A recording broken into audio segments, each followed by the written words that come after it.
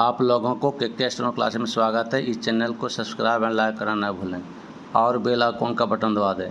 आज आपको प्रतिलेखन संख्या 63 और 64 लिखाएंगे। पहले 80 के स्पीड में, फिर 100 के स्पीड में, फिर 120 के स्पीड में।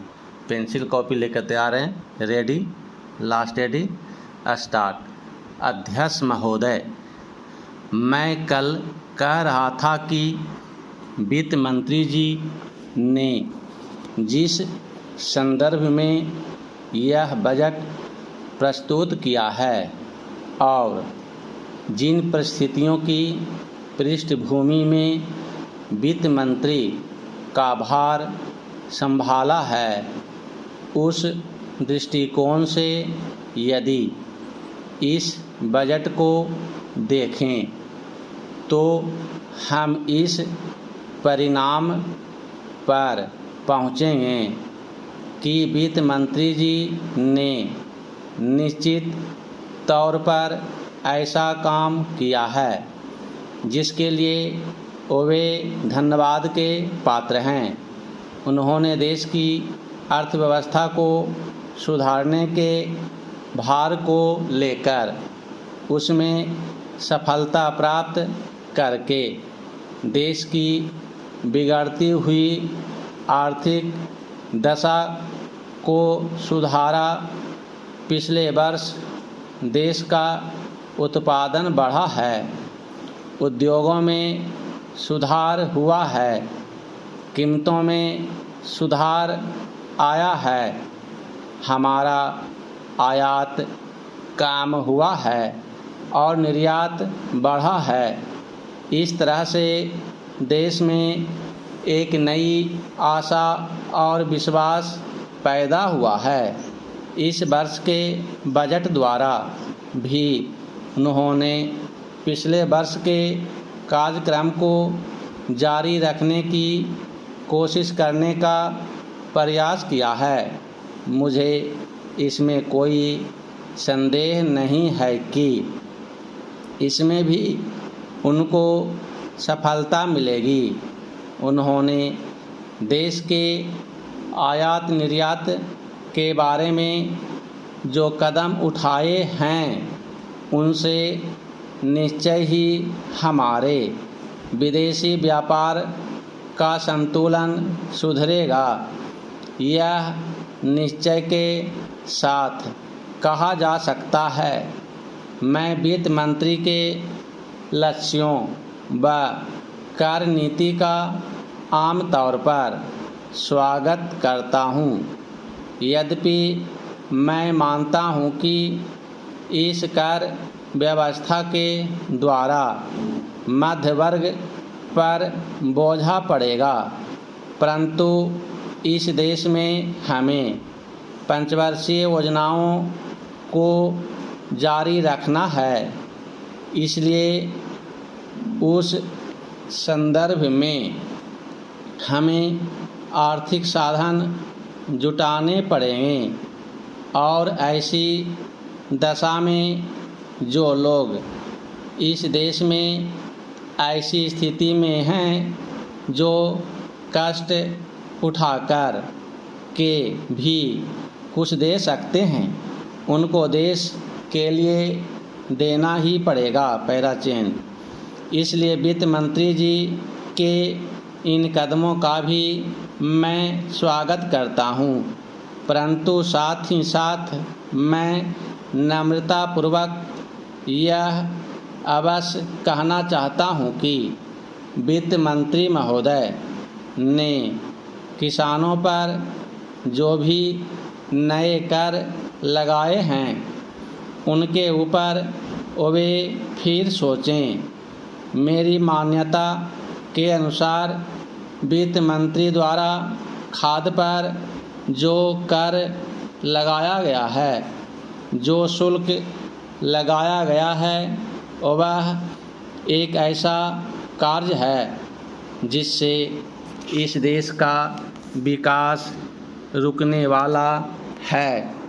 उन्होंने अपने बजट भाषण की भूमिका में कृषि संबंधी कच्चे माल के उत्पादन के लिए पूंजी लगाने की आवश्यकता पर जोर दिया है।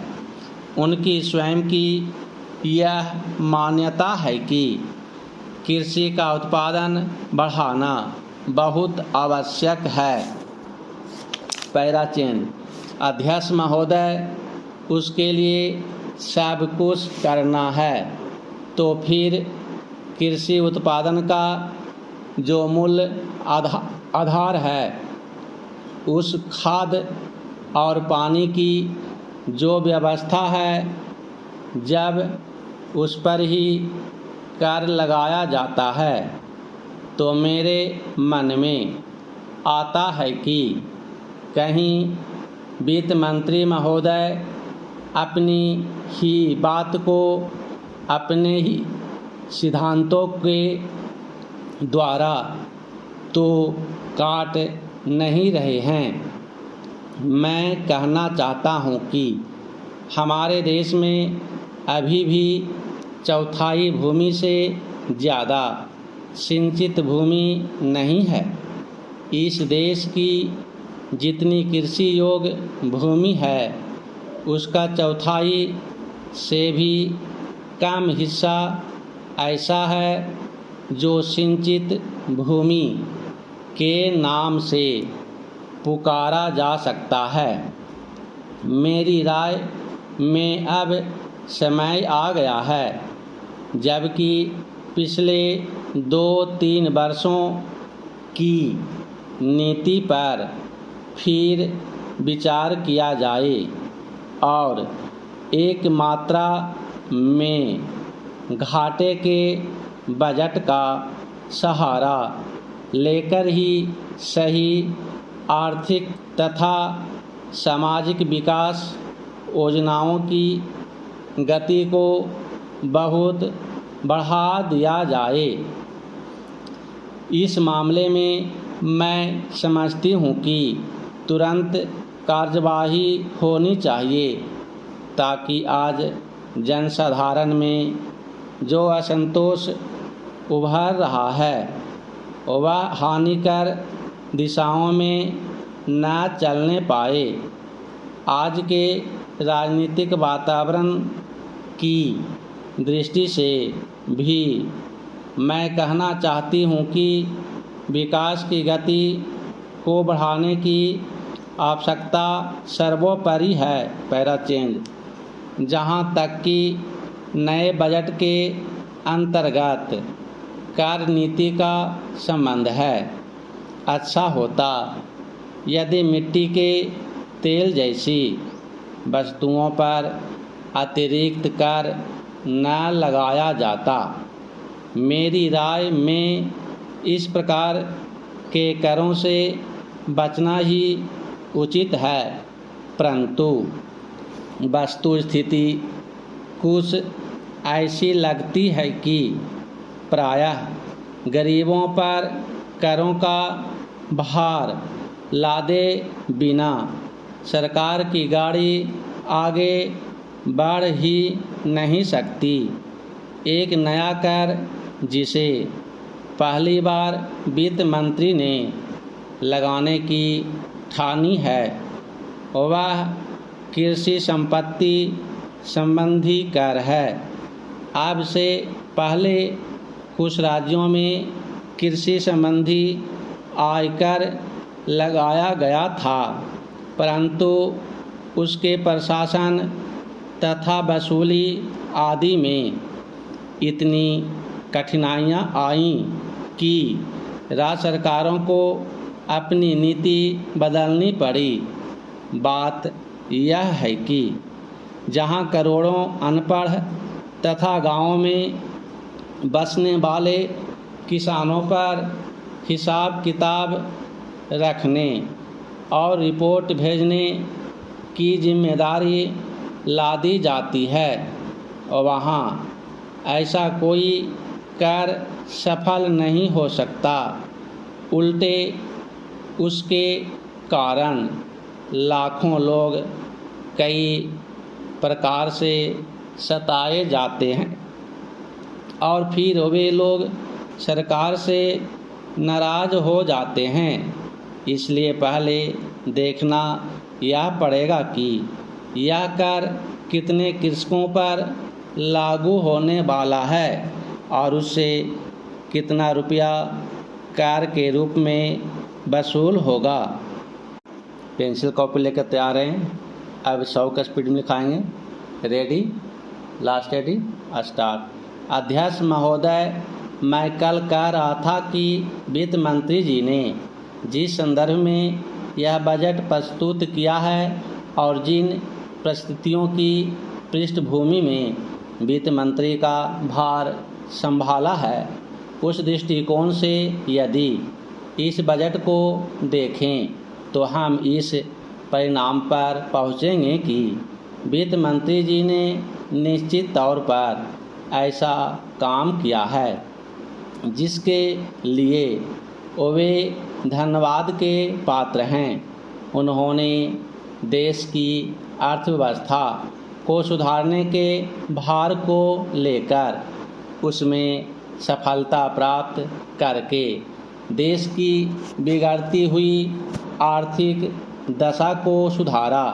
पिछले वर्ष देश का उत्पादन बढ़ा है, उद्योगों में सुधार हुआ है, कीमतों में सुधार आया है, हमारा आयात कम हुआ है और निर्यात बढ़ा है। इस तरह से देश में एक नई आशा और विश्वास पैदा हुआ है। इस वर्ष के बजट द्वारा भी उन्होंने पिछले वर्ष के कार्यक्रम को जारी रखने की कोशिश करने का प्रयास किया है। मुझे इसमें कोई संदेह नहीं है कि इसमें भी उनको सफलता मिलेगी।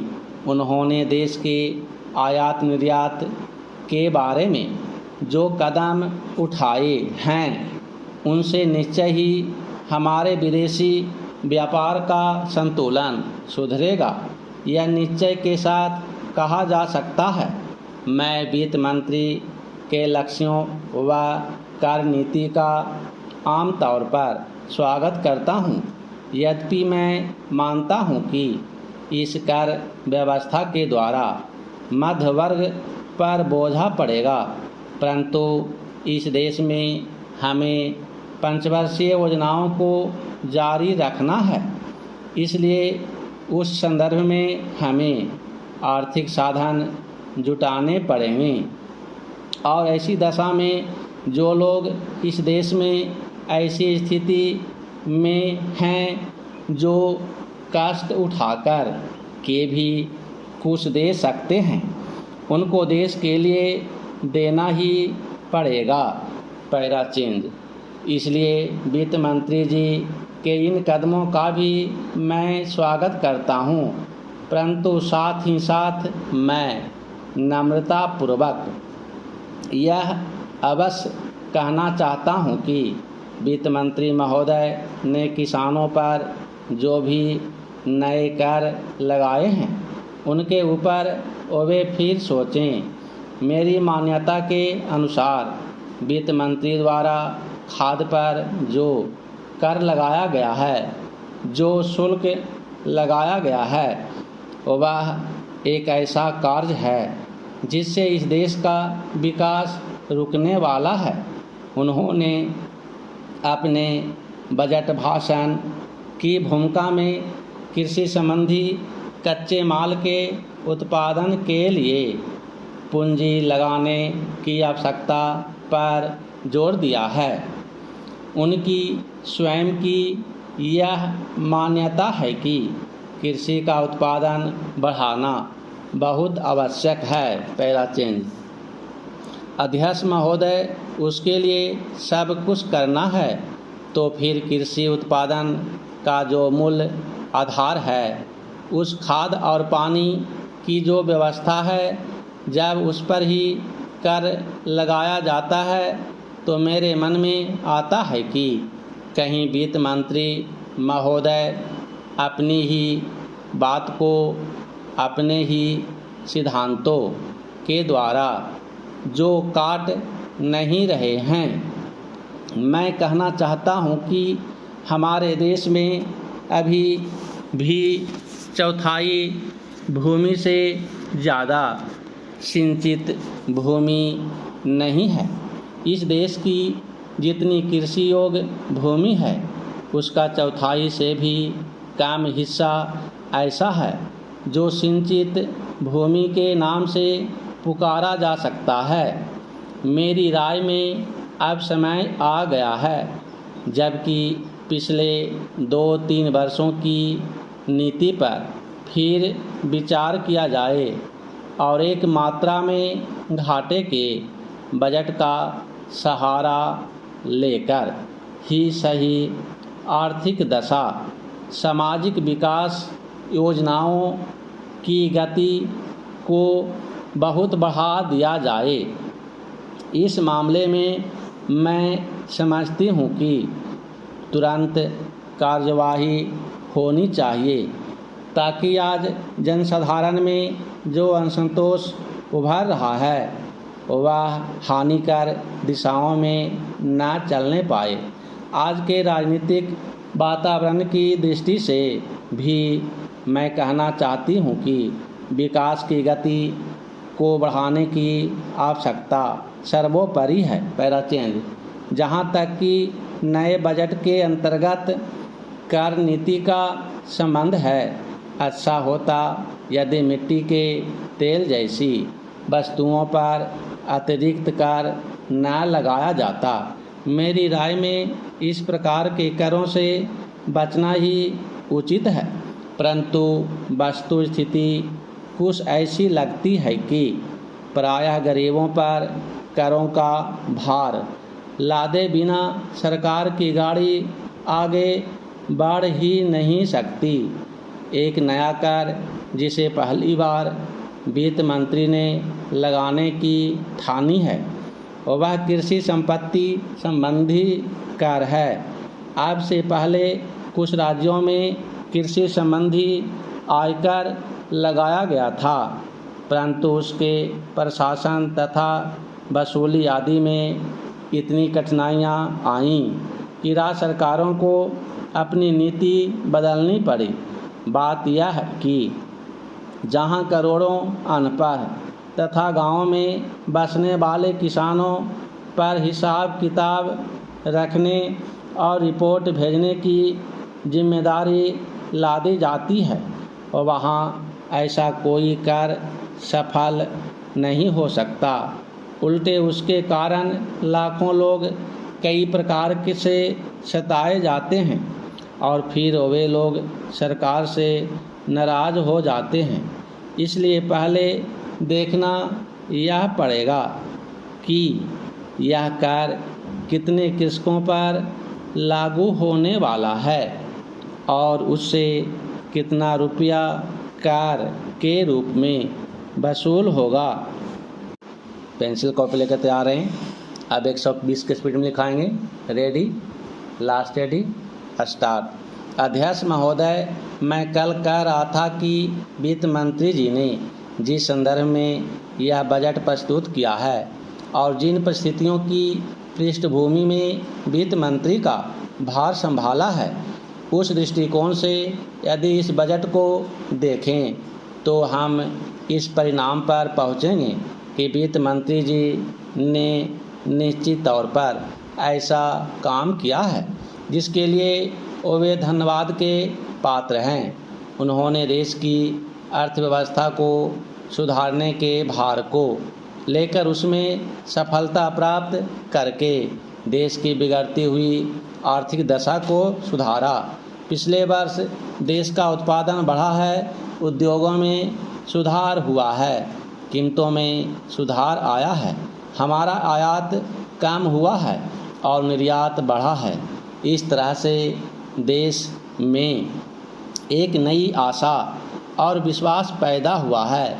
इस वर्ष के बजट द्वारा भी उन्होंने पिछले वर्ष के कार्यक्रम को जारी रखने की कोशिश करने का प्रयास किया है। मुझे इसमें कोई संदेह नहीं है कि इसमें भी उनको सफलता मिलेगी।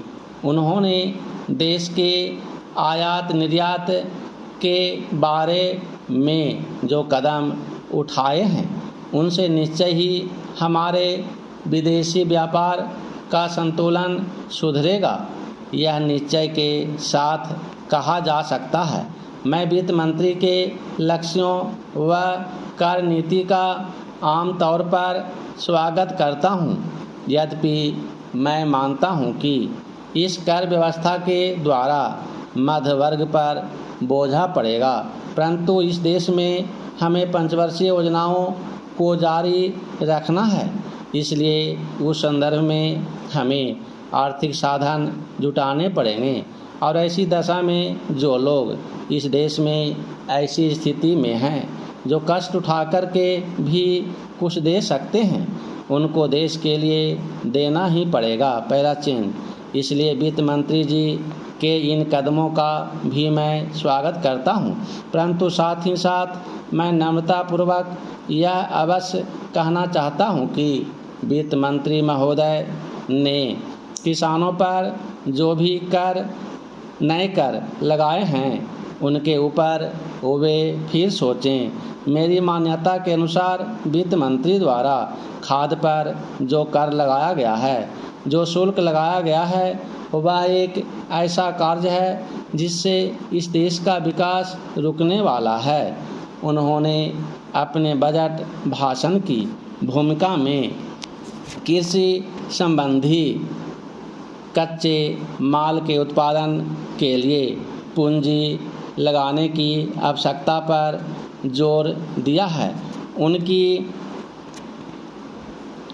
स्वयं की यह मान्यता है कि कृषि का उत्पादन बढ़ाना बहुत आवश्यक है। पहला चिन्ह। अध्यक्ष महोदय, उसके लिए सब कुछ करना है तो फिर कृषि उत्पादन का जो मूल आधार है, उस खाद और पानी की जो व्यवस्था है, जब उस पर ही कर लगाया जाता है तो मेरे मन में आता है कि कहीं वित्त मंत्री महोदय अपनी ही बात को अपने सिद्धांतों के द्वारा तो काट नहीं रहे हैं। मैं कहना चाहता हूं कि हमारे देश में अभी भी चौथाई भूमि से ज़्यादा सिंचित भूमि नहीं है। इस देश की जितनी कृषि योग्य भूमि है उसका चौथाई से भी कम हिस्सा ऐसा है जो सिंचित भूमि के नाम से पुकारा जा सकता है।